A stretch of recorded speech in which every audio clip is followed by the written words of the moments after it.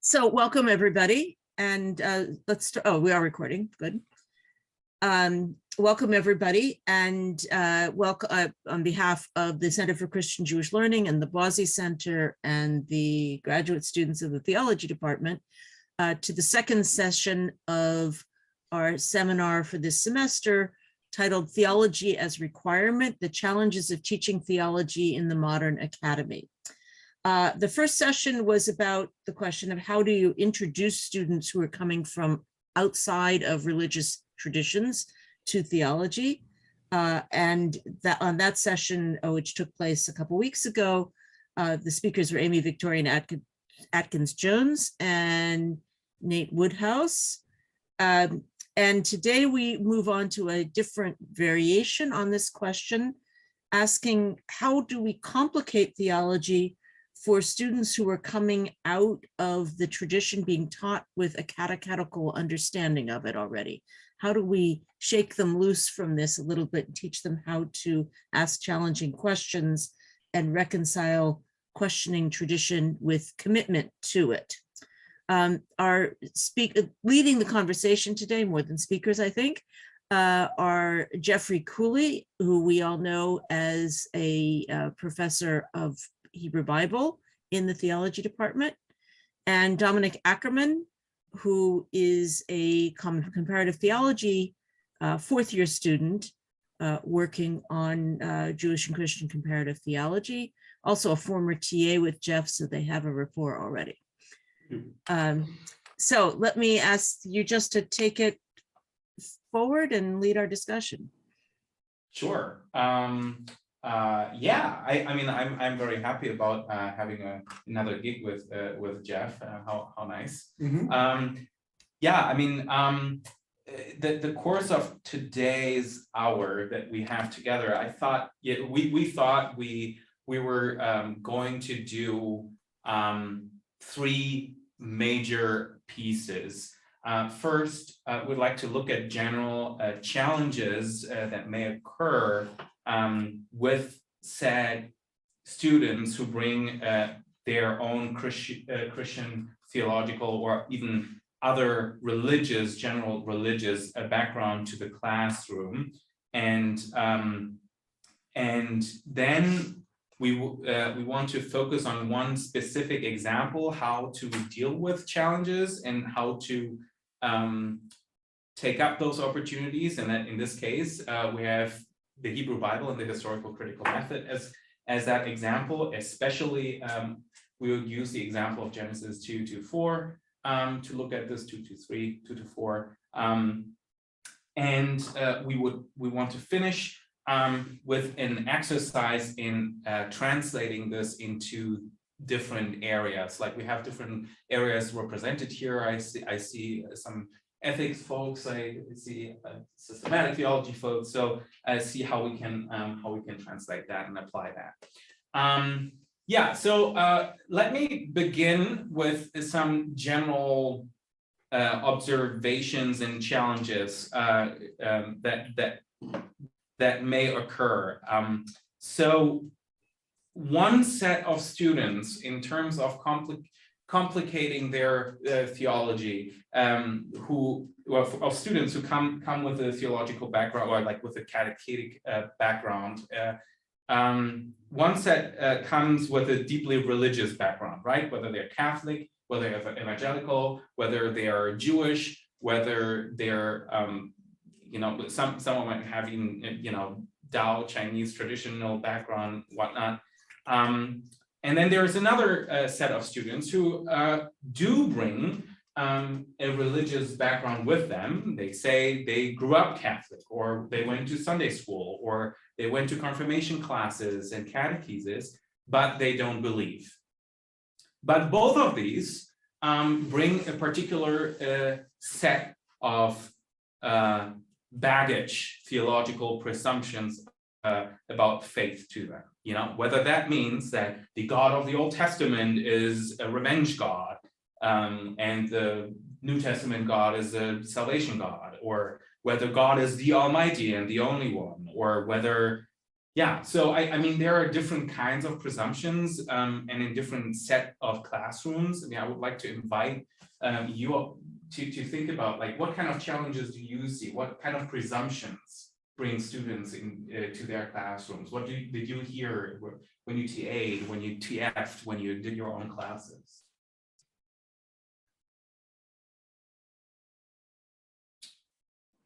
Some will kind of posture themselves as not being religious and being spiritual, and they'll repeat that kind of one after another. What else would I say? Some might describe themselves as evangelical.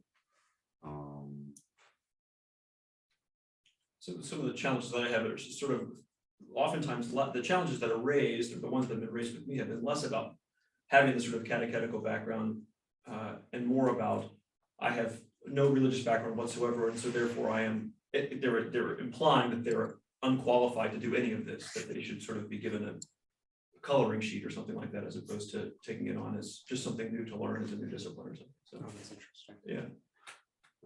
There are ones that have come from Jesuit high schools, and they've had a full year each of the 4 years in theology, and you expect that they would be rather knowledgeable, and I have not found that to be the case. Exactly, some of those challenges that they come from a Jesuit high school and they thought they earned a theological degree, coming to class and doing the core requirements of theology, is exactly right. In Jewish Christian relations, again, like, we come up with, oh yeah, we always encounter this idea that, you know, the God of the Old Testament is kind of judgmental, and the New Testament, God of the New Testament is kind of is the gracious and merciful, and which is of course not true, which we see later on as well. Yeah, how do we deal with these presumptions? And the Ruth. I was just add another one, which may be unique to CT and maybe unique to those of us who are non-Catholics or non-Christians teaching CT, which is that anything that we teach that goes against that catechetical training or that tries to undermine it is automatically rejected. Exactly. And quite a number of these students, and that's really complicated to teach to. Right, and that was one of the questions for us, is like, how do we deal with those particular situations? And Jeff and I, we've been to the whiteboard in Jeff's office, and had like a big full whiteboard. I think we erased it like 3 times. We encountered 3 approaches how we can encounter those presumptions. One is to express the difference between the catechesis and theology. A second one is to invite nuance.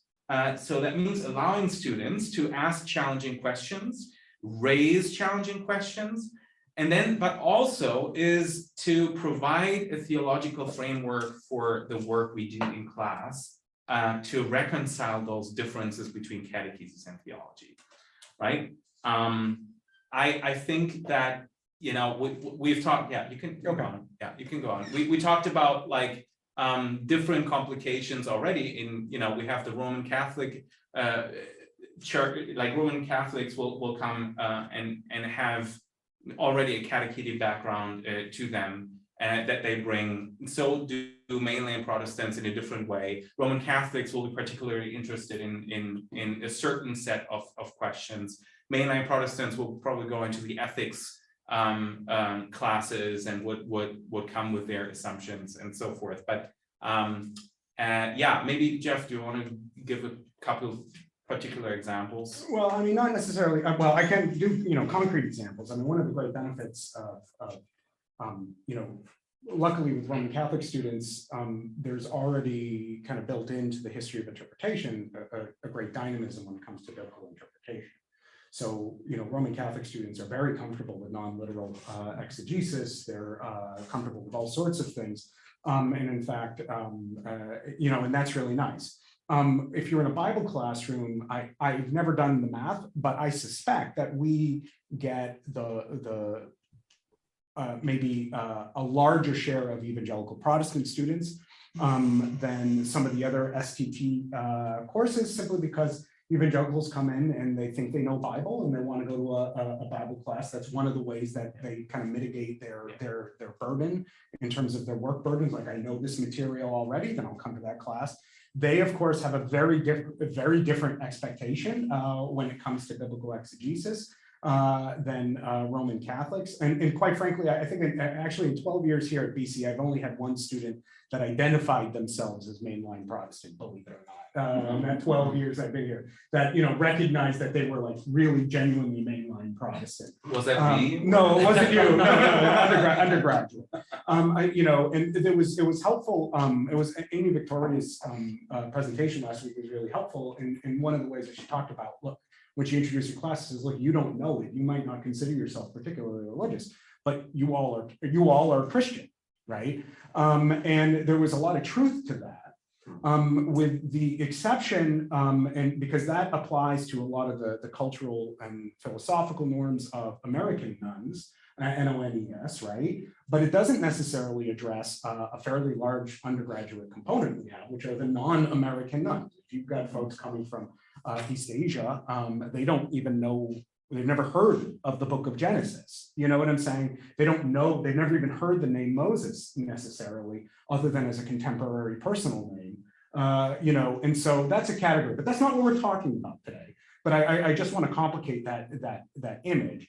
And regardless of that, your Roman Catholic, your mainline Protestant, and your evangelical Protestant, one thing that they all will agree on is that on some level, that the Bible has a central or important role in contemporary Christian and or Jewish communities, whether it's in terms of liturgy, theology, ethics, whatever. They all recognize that it has that place.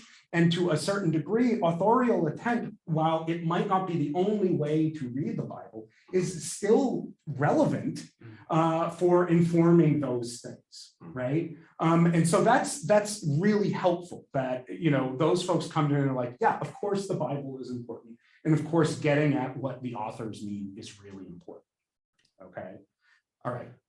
But. That is a good basis, but we also need to, again, I'm complexifying this whole idea of how do we do this? Just before we went into this example, I gave these three points here that, to express the difference between catechesis and theology, to invite nuance, and to provide this theological framework for reconciling theology and faith. But how can we actually do that, right? So how can we implement this? And so one way what we came up with was to have students identify previous knowledge together in order to contrast it, because a lot of this knowledge is implicit and almost subconscious, right? So the way I do that sometimes, by picking them up at where they are, is I use movie clips. We use reflection papers, or cloud storming, or brainstorming in general, mind mapping. I do 1-minute papers. I think Ruth remembers that in one class where a 1-minute definition about what is sin, right? And picking them up at where they are, what do they think? And then also providing a framework of what is the difference between a catechesis and theology, right? The catechesis is what is our faith? How does it matter to me in my life? Whereas theology is, yes, what is Christian faith? But the search for origin, the search for meaning, the search for, what is God, and how does God, how do we define it, and how has it changed over time? And then I think part of that is reiterating this goal throughout the class. It's yes, we have a similar set of ideas about what is our faith, but also to complicate this. Then another thing that we said is important is allow to self-identify in the classroom. We do that a lot. It's like asking for the religious background, making sure that they know they come from this religious background. Then, but that's also an important point in self-identification is that if you are, I mean, for you to self-identify, I know a lot of people are not necessarily comfortable with that. But I find that, you know, you upfront with students to say, look, I consider myself a Christian. I go to church regularly. I understand my, you know, vocation here in the department as a theological calling and that sort of thing. The idea that there is someone who identifies himself as a Christian who is undertaking this activity, Right. at least in principle, for many students is actually kind of a comforting thing. right. So not just the students thinking about it themselves, but pointing out that the person who is facilitating this conversation is Yes. actually part of that tradition. Correct. Yeah. And then also the question is to complicate things, right? Complexify. And that means whether that is in the Bible, it's a historical critical method. Whether that is when we compare different religions, it's like, what does another religious tradition think about this, my own faith, and how does that matter to me? In ethics, that might be, you know, putting on a micro perspective, putting on a macro perspective on a certain issue in ethics. And then finally, how to reconcile theology and faith. I think it's important to emphasize our constant search as whether we're, as people of faith, that we search for understanding, that we search for faith. We provide here 1 Corinthians 13, the lack of understanding, that, you know, Paul says, "Herefore we know only in part what we prophesy, only in part. But when the complete comes, the partial will come to an end. When I was a child, I spoke like a child. I thought like a child, I reasoned like a child. When I became an adult, I put an end to childish ways," right? For now, we have Anselm, right? Faith, seeking understanding. Putting this in the context of faith will help in that regard. How do we deal with this now in particular? Let us go to one specific example, and that is the biblical example that we said, Genesis 2 and 3, and Bible as a historical critical method, and how to apply those terms is what we talked about. Okay, so one of the things I do, and this is at the very beginning of my, you know, my core class, is, you know, they know they're all in the Bible class. I recognize that most of them are there for the particular purpose of, you know, fulfilling a core requirement, and I get that. But I like to front it with questions that, you know, obviously overlap with theological questions, also play into the kind of core idea of enduring questions, identifying or enduring questions that are relevant across the core curriculum. So, you know, these 4 ones that were articulated actually by Johnny Steichen for me just a couple of years ago, you know, suffering. What's suffering? Why do people suffer? How should we deal with it? Does it play a role? And what's its role in the human experience? Everyone in the class has suffered in some way, or has understood themselves to suffer, and known someone who loves someone who suffered, and tries to deal with that on some level. You know, God, who is God? What does it mean to talk about God? And if one believes in a God, does one's sets of beliefs actually matter to how one lives? And that's relevant, of course, you know, not just to the religious students, but the non-religious students. They recognize that a lot of people believe in God, right? And it has an effect on how people live their lives. Human origin and purpose. Where do we come from, and how does where we come from influence how we understand our purpose and where we're going? And then wants, needs, and fears. As a human, what are your wants, needs, and fears? Are those universal? If they are, what are they? And if they're not, well, why not? You know, I drop these on the students in the class, and generally speaking, they all say, yeah, these are great questions. These are really great questions to deal with this. Now, because the class, of course, is you know, a theology, a Bible course, I mean, it's normal that I say, okay, and we're talking about the folks who are, you know, come from a faith tradition on some level. They'll all agree that, yeah, the Bible is a place to look for some sort of wisdom regarding these things. Okay, it might not be the end of all the wisdom regarding those things, but it's a good place to look, right?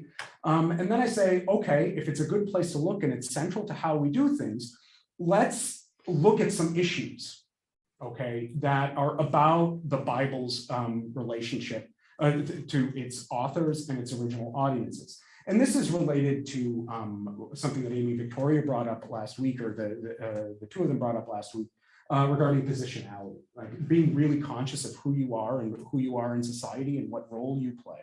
And this is, in a sense, the first step at disorientation, okay? That is to say, they are not, the Bible's authors are not us, and their biological, cultural experiences as human beings are really, really different from ours. So a society that experiences 50% child mortality, right? Where the average life expectancy as someone who reaches sexual maturity is about 45 years, where 1 in 50 women die in childbirth, whose menstruation experience, and I brought this up a couple of years ago, is very different than a modern woman's menstruation experience. Marriages, when we think of marriages as the one you love, all marriages essentially in antiquity are arranged. Like the participants only have so much say in it. There really is no effective medicine, right? Other than like opiates and alcohol and things like that treat symptoms.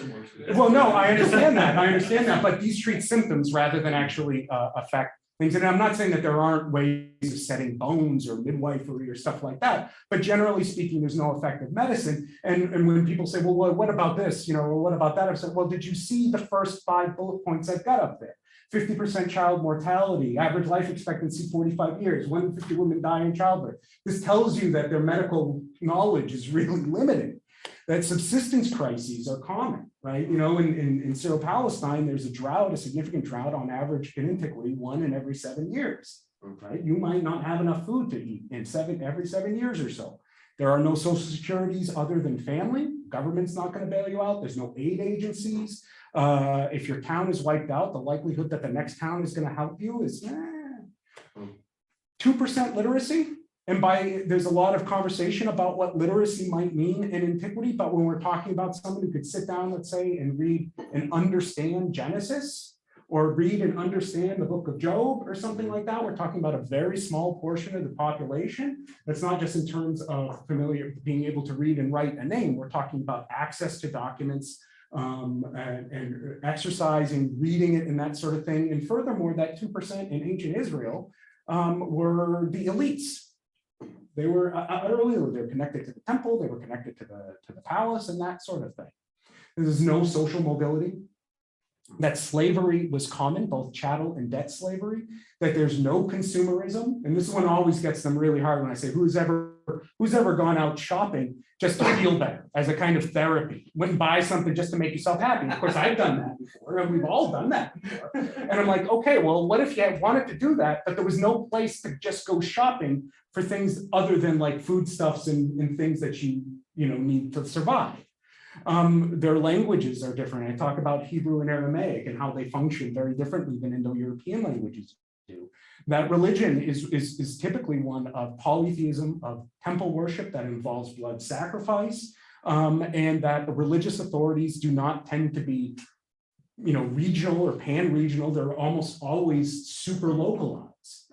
And that super localization is reflected in how people live their lives. That is to say, most people spend their entire lives within probably 10 miles of where they were born, right? That's, if they reached adulthood, right? Well, I guess even if they didn't, they still died local, right? And that there's a lack of scientific explanation for things, that science itself as an explanatory mechanism, as an explanatory method, is really only a couple hundred years old.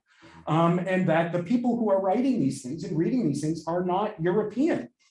That is to say, and we can put this, that obviously when we talk about whiteness or people of color, those are modern sociopolitical categories. But if we were to impose that on the Bible's authors and its first audiences, these would not be European. They wouldn't be white people, if that's a relevant thing, with our Western tradition of education, etc. Please. Yeah, no, just like what Jeff is doing here is like using this complicating, complexifying the already presumptuous knowledge that students have, right? And what you say, like disorient them. Yes. Like, okay, well, you think you know everything about the Bible? Oh, here we go. Yeah. So then, okay, so what do we do if we want to know what the authors meant and how their works might have been received? We need a set of methods that can overcome all of these differences, right? And that's when we use this historical critical method, which winds up being essentially a tool for reorientation. Like pedagogically speaking, that's how I understand it.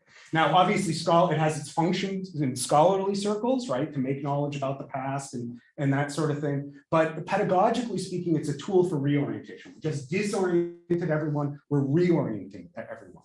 The Bible in its ancient context, it's a collection of ancient documents. It reflects the worldviews of ancient authors and their audiences. And our goal is to understand those original authors and those original audiences. And to do this, we can't come with our theological presuppositions regarding divine inspiration of the biblical text, at least not in the same way as we might understand it, perfect being theology, all right, and Israelite exceptionalism, all right? Now, how this plays out, and once I introduce that, I say, okay, what we're not doing in this class is as important as what we are doing in this class. And this speaks to the thing that Domenik brought up earlier on, that highlighting the difference between theology versus catechesis, okay? Well, we're not doing confessional readings, okay? We're not doing the devotional reading. Some of the evangelical students, very few of them, but some of them might be familiar with something called the grammatical historical method. We're not doing ideological criticism, okay? And what I want to make clear when I present this is like, these are not bad things. These are all really good things to do with something like the Bible. And it has pride of place in many of these discourses, but that's not what we're doing here. Okay. And it can inform what we're doing here can inform these things, but it's not what we're doing here. Okay. So again, touching on what our original orientations were, while at the same time fronting our method in the class. So some of those baseline orientations regard things like the definition of God, what makes a God, and being very clear as to where this definition comes from, right? And I'll ask the students, well, what makes God a God, right? And they say all the things, right? Omniscient, omnipresent, omnipotent, immortal, good, all of those things. And I say, this is wonderful. But where does that come from? And if a handful of students recognize that it's not actually what's emerging from the Bible, even though you can find all of those things in the Bible, okay? But those definitions come out of the classical tradition, out of the classical philosophical tradition, right? And so recognizing that up front, and many of them have taken their basic theology, their philosophy courses, they recognize that on some level, right? They've read their Plato, and that sort of thing. And so I say, okay, before we get into the Bible, we've got to front the idea that we want to let the text define its own characters. This is going to solve a lot of problems when we start reading it. Second of all, another presumption that they have, of course, they buy their copy of the Bible in the bookstore, they use it in church, and they talk about it being God's word, singular, right? That sort of thing, that it is a single voice. It comes between two covers after all, right? Books have one author. Well, okay, it's not though, right? There are multiple authors in scripture. This is, both a matter of faith, but also a matter of historical fact. And if there are multiple authors, then there are narrative implications of this, right? They're not all going to share the same worldview or audience.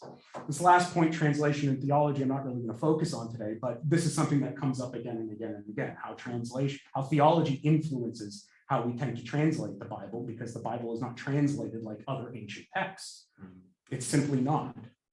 Okay. Now, when we come to Genesis 2 through 4, we're really going to be focused on Genesis 2 through 3. Some of the student assumptions coming in, right? And you could name these, right? You could name all of these. First of all, and it might not be obvious to say this, but that Genesis 1 and Genesis 2 and 3 are part of the same story, right? 6th day of creation, day of rest, that, maybe Genesis 2 and 3 is like day 6 or something like that, but typically they're read as one's an explosion of a single day or of a point in Genesis 1, right? 2 and 3 is doing that. That divine image, that should be an equal sign, is related to our perfect being theology, like that there's an issue of divine image, that we have perfect being theology here, which is what I'm calling omniscient, omnipresent, that image of the God, that Satan is the snake, right? That's a really common thing that people impose, that Eve is cursed, and all women are cursed as related to this. And of course, that the whole thing tells the story of the fall in caps, right? And even the American nuns, even if they're not religious, that's still the image, right? And this is where Amy Victoria's observation comes to the fore here, right? That's still the image that they have in Genesis 1 through 3, 100%, right? I mean, has this not been your experience? I just want to make sure. Been still, they had the catechism and they're not religious and still have that, or they had, Yeah. So. Okay, so what we do then is close reading, right? A really close reading of these texts that they think that even if they haven't read it, that they know really well.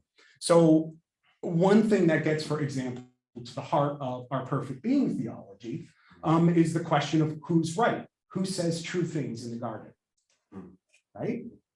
Yahweh God commands the man, blah, blah, blah, blah, for on the day that you eat it, you shall die, right? Okay, the snake says to the woman, you will not die. God knows that when you eat of it, your eyes will be open and you will be like God, knowing I say weal and ill. And this is related to questions of theology and translation. But if you want to say good and evil for the purposes of this presentation, that's fine. Okay, he says they're going to be like God, knowing good and evil, their eyes are going to be open. So the woman looks at the tree, she says it's good, it's a delight to the eyes, and desired to make one wise. She takes its fruit, she eats it. And their eyes of the both of them were open, it says, right? And then at the end, Yahweh God himself says, look, the human has become like one of us, knowing weal and ill, and now he might reach out his tree and also take from the tree of life and eat and live perpetually. Right? Okay. Who's telling who's saying factual things? Now, of course, in antiquity, people recognize this problem. And it's a huge problem theologically if you begin with perfect being theology, right?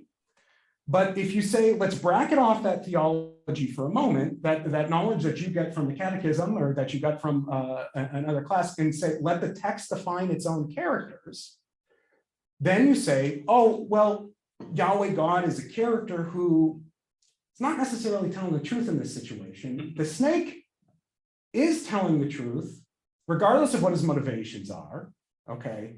And in the end, something happens that Yahweh God did not expect to happen. And humans acquired this element of a divine image that was not part of the plan. And so, again, they ate the fruit, they didn't die that day, but they became wise like the God. And so the question that theologians wrestle with, of course, is the series of events and trying to figure out a way to make God telling the truth, right?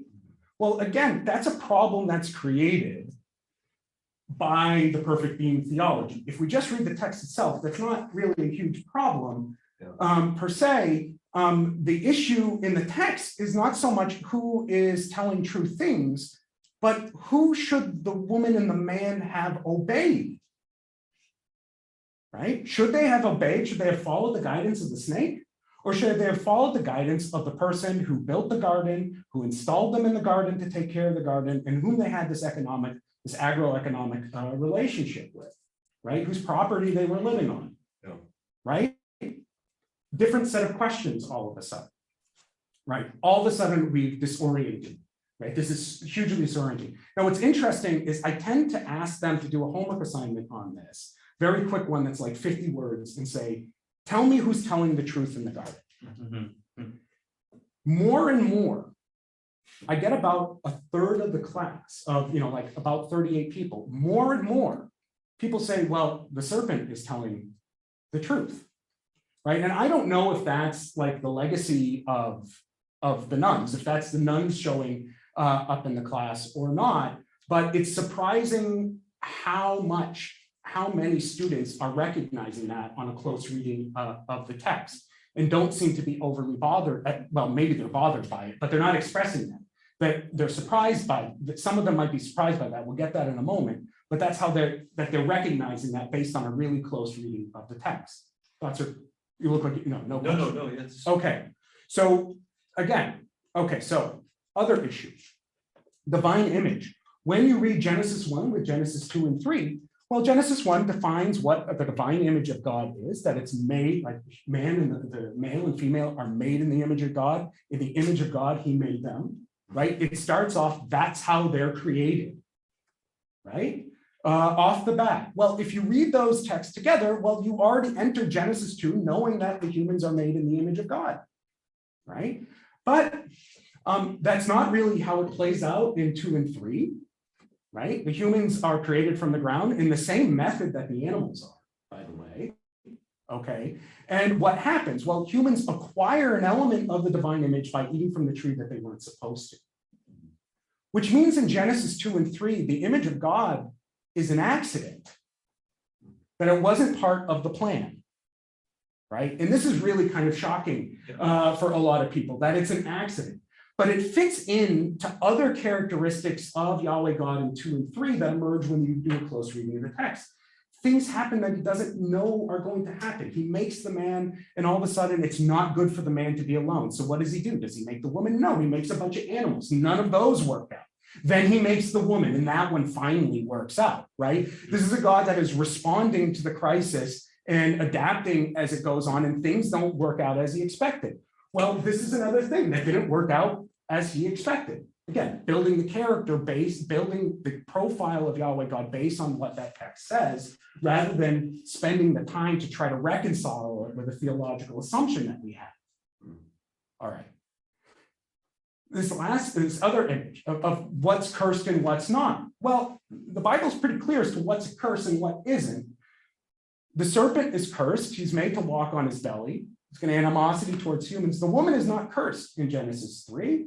She's punished with pain in childbirth. She's drawn to her man, but he'll be in charge. Okay, and that's a punishment, but it's not described as a curse per se. The human or the man is also not cursed, but the ground he's supposed to work is cursed. That curse is reversed with the coming of Noah. As I say, these curses and punishments are not necessarily perpetual realities afterwards. Okay, this, by the way, also explains in Genesis 4 why Yahweh accepts Abel's sacrifice from the flock and rejects Cain, because Cain is offering God something from the ground, which is cursed, but Abel is not. Can I teach your class? Is that right? Wow. Yeah. Okay, so, all right. This last thing that everyone thinks is there, right, is the fall. And what that means, of course, is that Adam sins and his sin is inherited genetically, I don't know, by whatever you want to call it, right, and is passed down. Well, the first thing I point out is that this idea of intergenerational sin is not a universal feature of the Hebrew Bible. Okay, and it's not a universal feature in Second Temple Judaism. So now we start pulling into another feature, another sub-method of history criticism, as to say history of interpretation. Okay, so first of all, where does this come from? Well, in the Bible, in Christian Bible, this is Paul, right? St. Paul. Therefore, just as one man's trespass led to condemnation for all, so one man's act of righteousness leads to justification and life for all. One man's disobedience, many were made sinners, and so by one man's obedience, the many will be made righteous. And of course, St. Augustine picks up on this, and that's where you actually get like the fall label. But it's grounded, St. Augustine's reading of Paul, I don't think is necessarily off base or anything like that. I think Paul is definitely arguing this. But within the Hebrew Bible itself, the idea of intergenerational sin is not a given. And there might even when it is, there might be limits to it. So in Exodus 25, this is in the Ten Commandments, the Decalogue, Yahweh your God, I'm a jealous God, punishing children for the iniquity of the parents to the third and fourth generation of those who reject me, but showing loyalty to the 1,000th generation of those who love me and keep my commandments. Ezekiel 18:20, the person who sins shall die. A child shall not suffer for the iniquity of a parent, nor a parent suffer for the iniquity of a child. The righteous of the righteous shall be his righteousness of the righteous shall be his own, and the wickedness of the wicked shall be his own. And then second Baruch, which I can't remember when this dates. Bruce, you remember where this is? This is like 1st century CE, 1st century BCE. Something like about that, yeah. there, right? This piece, Second Commonwealth Jewish literature. This one addresses it directly in relationship to Adam. Adam was responsible for himself only. Each of us is his own Adam, right? The idea that, look, that idea of perpetual condemnation is not necessarily inherent in that text, that other ancient readers and contemporaries were not thinking in those necessary terms. By the way, I would point out that the word sin is not mentioned in Genesis 2 or 3 at all. The first comes up is in Genesis 4 in the Cain and Abel story, right? Okay. Complicated, right? And then going back to the bigger issue of the relationship between the story in 2 and 3 and the story in 1, 2 is that there is, we've already read with them Genesis 1 and have done a close reading of Genesis 1. But what we see is, a bunch of really fundamental questions, fundamental features of these narratives that are at odds with each other and are irreconcilable. And this is not, and what I try to explain to them, this is not an aha moment. It's not an I gotcha moment or something like that. What this is demonstrating is that the biblical text itself is inherently polyphonic. I don't know how you say it. Where do you put the accent? Polyphonic. Polyphonic. Thank you. That's better. Polyphonic. And it's there right there in the front. Are humans created the first thing or are they created the last thing as they are in Genesis 1? The means of creation, this is all, a bit of Hebrew that I bring up. The character of the creator, the guy in Genesis 1, he's careful, he's planned, versus the guy in Genesis 2 and 3, it's ad hoc, he's reactive. Is that creator, how can you characterize him? Is he physically present in his creation or is he separated from it, as we have in Genesis 1? Is he a holy monarch, as we have in Genesis 1, or is he a landlord, as he is in Genesis 2 and 3?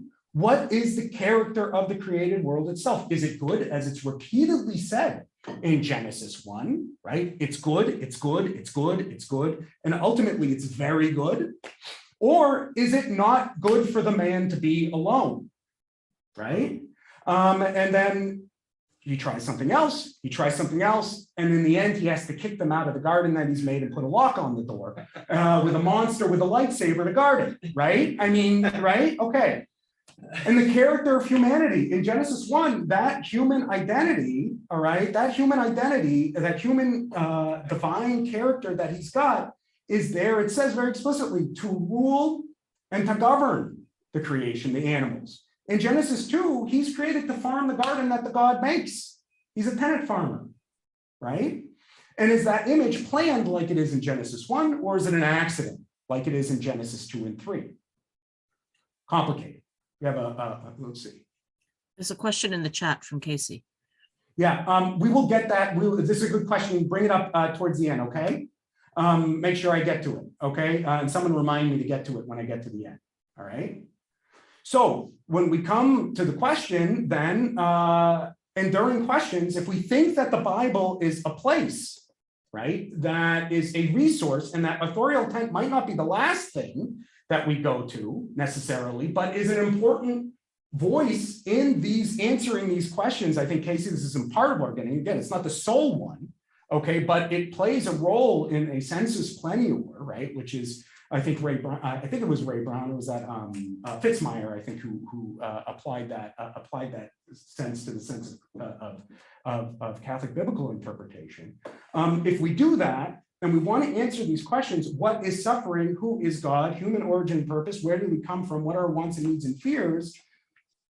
These texts are answering these questions in a way that is different than we might, and those answers are nuanced, right? They're complex because of their reality. And quite frankly, some of their answers and some of their approaches to these things actually might be more concordant with the lived experiences of people of faith, not just in the pre-modern period, but for people outside the Western industrialized world, quite frankly. All right. I remember the statistic from before the United States invaded Afghanistan was that 1 in 50 women in Afghanistan died in labor. Wow. Right? Okay, well, that's telling you something. That is to say, those experiences are different.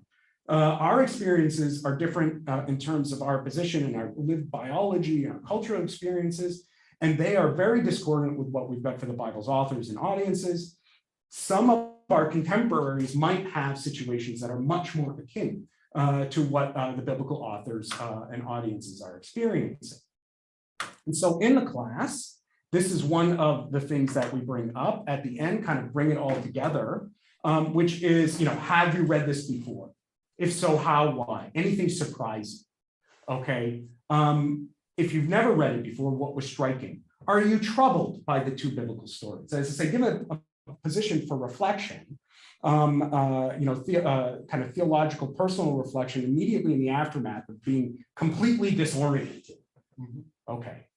Now, the last question, and I'm sorry I'm running longer than I expected, but this last question, and I think this in part gets to what Casey is concerned with, is that I don't set up history criticism as the final answer when it comes to how the biblical text might, inform a contemporary issue, contemporary audience, contemporary readers of faith. And so I have made my two major writing consignments during the semester are what I call a reflection paper. And that's where they kind of look at a historical critical issue, or historical critical reading in the Bible, look at multiple perspectives that the Bible might have to offer on a particular theme, and that could be intergenerational suffering.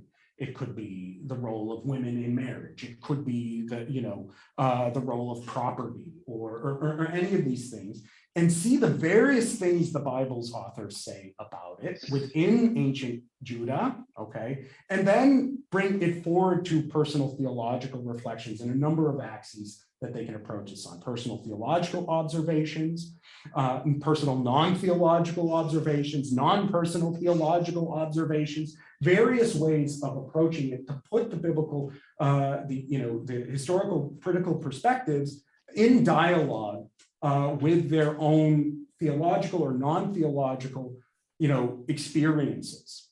Okay, so the idea is that it's not going to end there.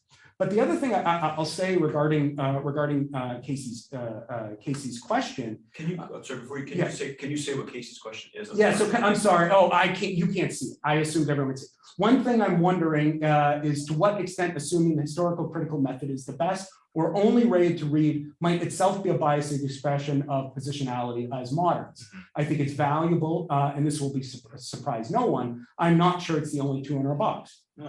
No question about that. There's no question it's not the tool in the box. And that's one of the reasons I said up front, this is what we're doing. This is what we're not doing.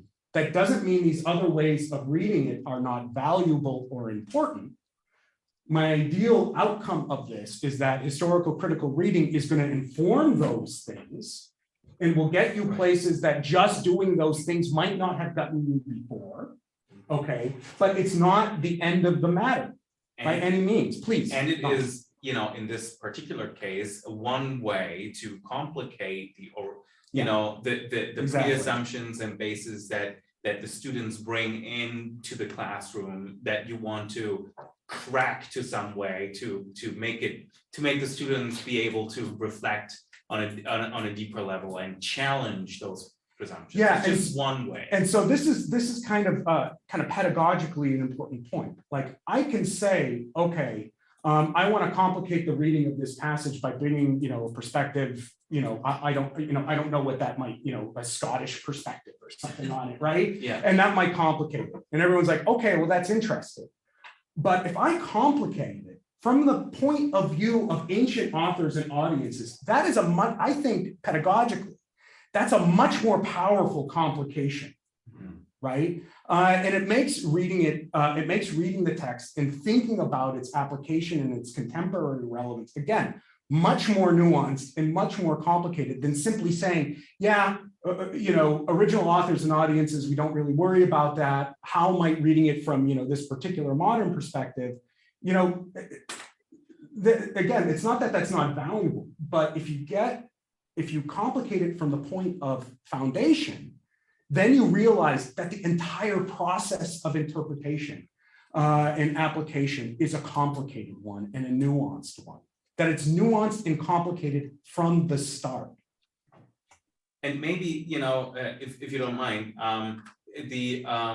Casey's question also brings up like, what we want to do here is to think about like, how does this apply to in other ways, right? So maybe we can do that. Well, real quick, Casey has a follow-up question. Part of what she's wondering is about the degree to which we are transparent about the way in which the historical method is a perspective. It is a perspective, but what I like to highlight in the class is that it's a method, okay, or a constellation of methods.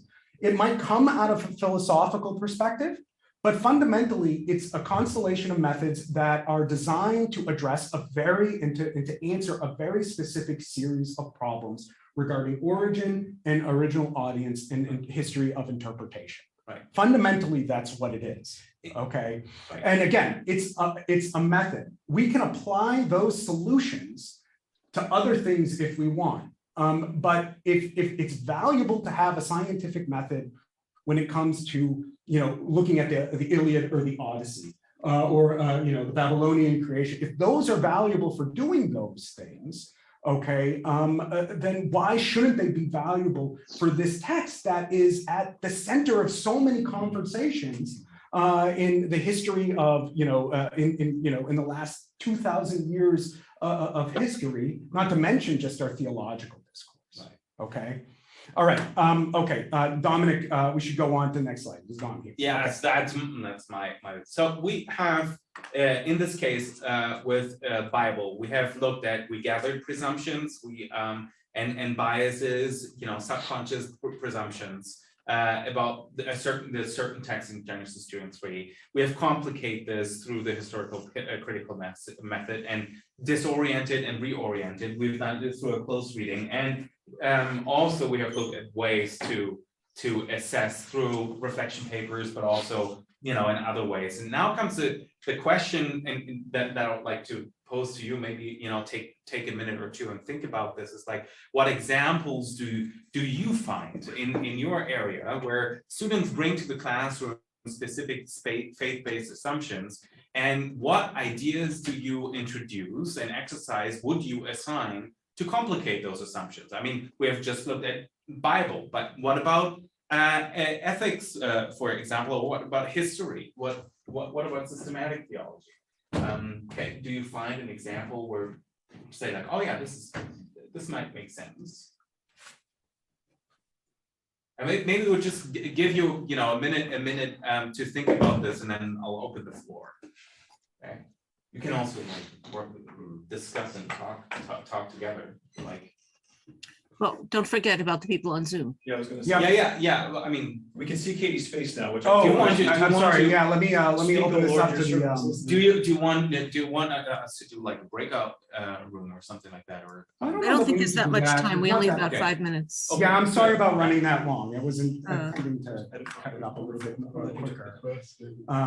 So everyone's on. Mary's on camera here, so we can see you.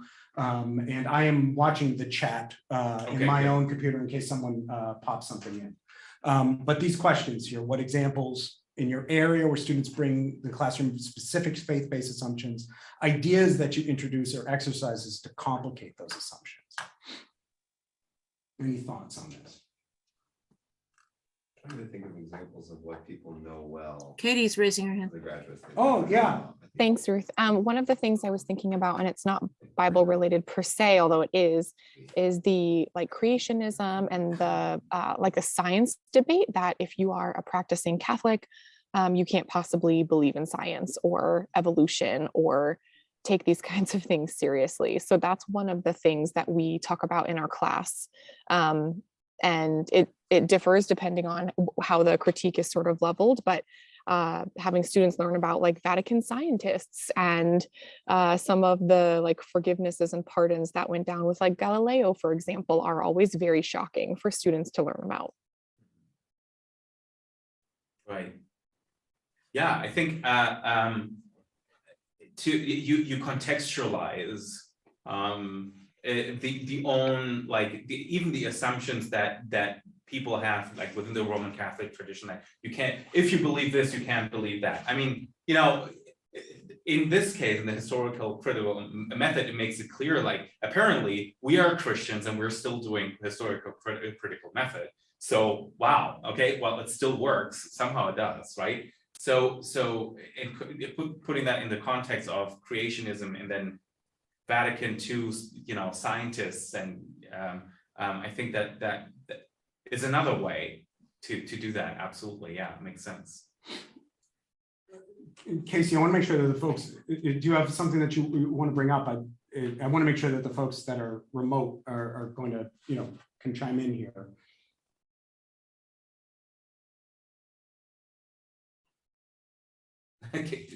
Casey is putting her I finger know, on she's something. trying to unmute Trying to herself. unmute, I think. I think you're unmuted. It says you're I unmuted, but don't we're think not. I don't have an answer to this question. I'm still thinking. Oh, okay.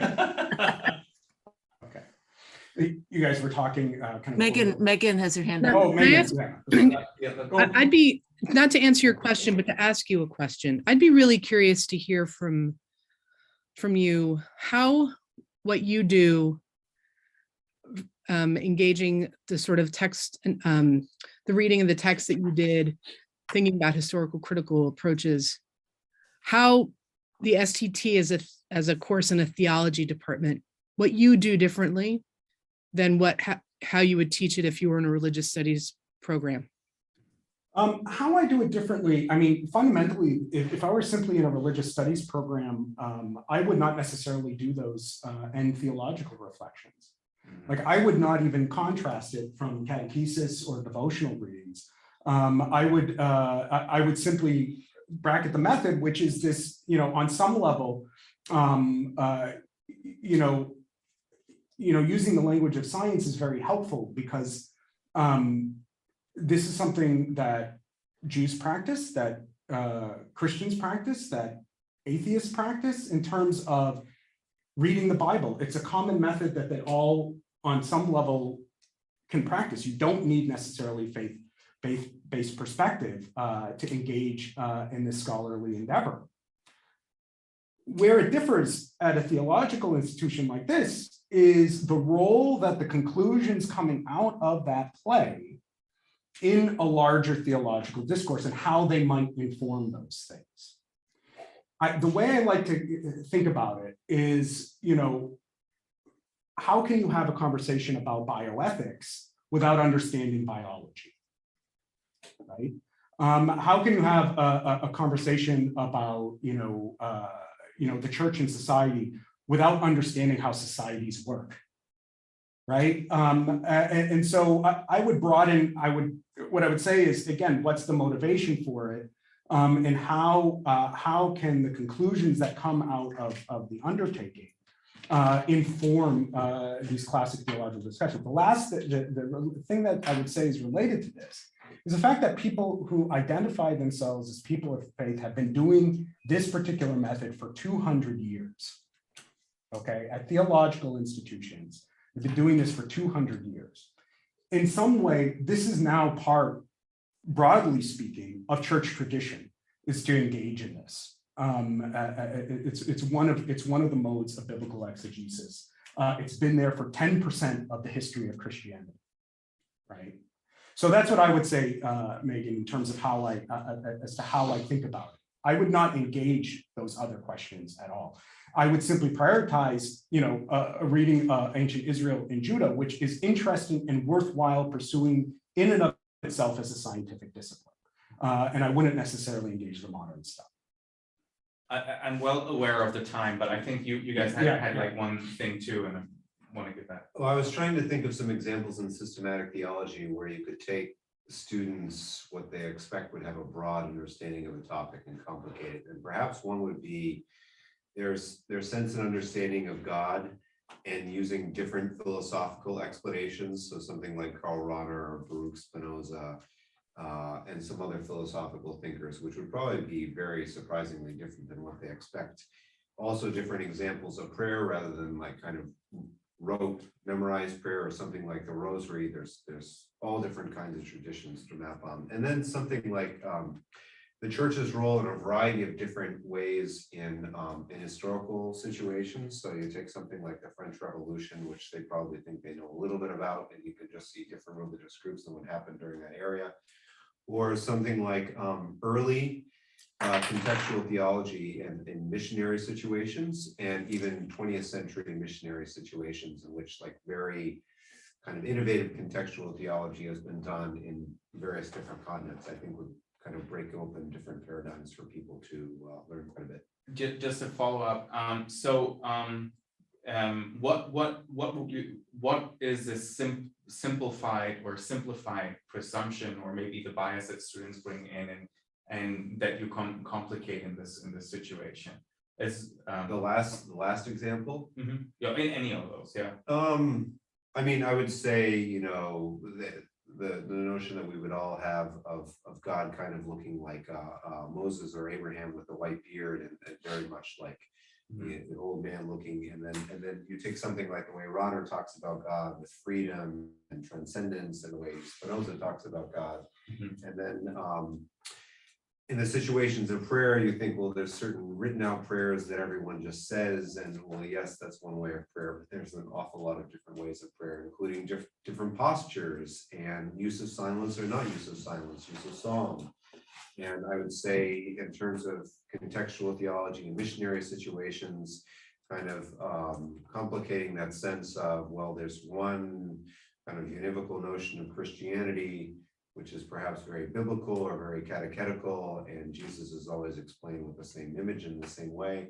And perhaps it was done very differently in the 7th century, or in China, or in Japan, or in 19th and 20th century Africa. I think that would be interesting for people, but they wouldn't have a lot of depth. Thanks. Mary, I'm not going, I made a long trip down here, and I'm here invested in the place. So Mary, I think you had a question. If you want to ask a question, if you have to stop the recording, that's fine. But I'm happy to listen if you have a question for me or you have a question for the group. It actually was more related to Megan's point about theology and religious studies and some faith-based assumptions. I teach Hinduism and Christianity. So students often come with the assumption that, you know, Hinduism is polytheistic. And for some students, that means, you know, they're idolaters. They worship statues, things like this that are very bad in their worldview or faith view. And so one of the things we do is we spend a lot of time with the scripture on the Hindu side and unpacking what monotheism or polytheism is in the different sects and traditions, and how we can like reread that from a Judeo-Christian worldview based on their actual theology. Yeah. Thank you. Yeah. So I think we probably should wrap up the formal session. I, among other things, have another Zoom I've got to get on. But thank you so much to Jeff and to Domenik for not just the presentation, but the preparation that lay behind it, and for bringing us into, Jeff, especially into the world of your teaching, and really illustrating some principles that I think we're all challenged to translate into our own teaching. Personally, I've got to think about this God of violence and vengeance versus the God of love. Well, you can always point out to them that the most violent book in the Christian Bible is at the end. Yeah, well, and that the students don't know and haven't read. Yeah, exactly. Yeah, they don't hear what I say. And so it's a real challenge. So anyway, thank you both, and I invite you to join us again and bring your friends for the third session on April 27th, which will be Katie will be the student, and Megan, you got an email yesterday. I don't know if you responded to it. No. I have not responded. I have to rearrange a couple of things maybe, but Zach, I see you over there, and I will get back to you, I promise. Okay, Steve Pope was to be the speaker, and he discovered he has a conflict that he can't get out of. So we're working on the faculty member to work with Katie on this still. So in any case, in 2 weeks, we meet again, and we will have another enriching discussion, I'm sure. Whether Megan's able to do it or not, we'll find someone. So So thank you. Thank you all.